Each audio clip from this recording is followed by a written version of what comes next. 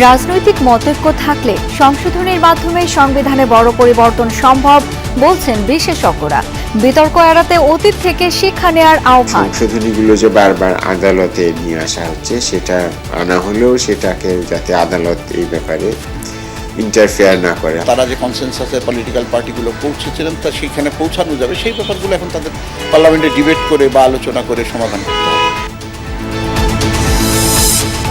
জুলাই সনদ নিয়ে বিভ্রান্তির চেষ্টা করছে বিরোধী দল, অভিযোগ মির্জা ফখরুলের। বললেন, সই হওয়া সনদের প্রতিটি অক্ষর বাস্তবায়ন করবে সরকার। সম্পূর্ণভাবে ভুল ব্যাখ্যা দেওয়া হচ্ছে যে আমরা জুলাই সনদ বাস্তবায়ন করতেছি না। আমরা জুলাই সনদ বাস্তবায়ন প্রত্যেকটি অক্ষর আমরা পালন করব। চট্টগ্রাম সহ 3 জেলার বন্যা দুর্গতদের মাঝে ত্রাণ বিতরণ করলেন মন্ত্রীরা। বললেন, যে কোনো ধরনের পরিস্থিতি মোকাবেলায় প্রস্তুত সরকার। যতক্ষণ পুনর্বাসন কাজ শেষ না হয় ততক্ষণ আমাদের পক্ষ থেকে, সরকারের পক্ষ থেকে সমস্ত কার্যক্রম অব্যাহত থাকবে। সরকারিভাবে বেসরকারিভাবে যে সমস্ত বেসরকারি সংস্থা আছে তারাও এবং সমস্ত মানবিক সাহায্যকারী প্রতিষ্ঠানগুলো সবাই এগিয়ে এসেছে।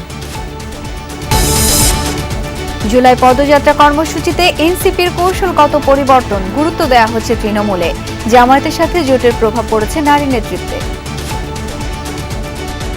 আমার পার্টি যেমন, তার ওমেন লিডারশিপ নিয়ে কোনো প্রবলেম নেই, কিন্তু যখন জামাতের সাথে জোট করা হয়েছে, নারীর প্রশ্নে বাকি 10 দলও ঐক্যমত্যে আসতে পারেনি। এই মুহূর্তে এনসিপির সবচেয়ে বেশি ফোকাস করা উচিত তাদের তৃণমূল সংগঠনকে শক্তিশালী করার ক্ষেত্রে।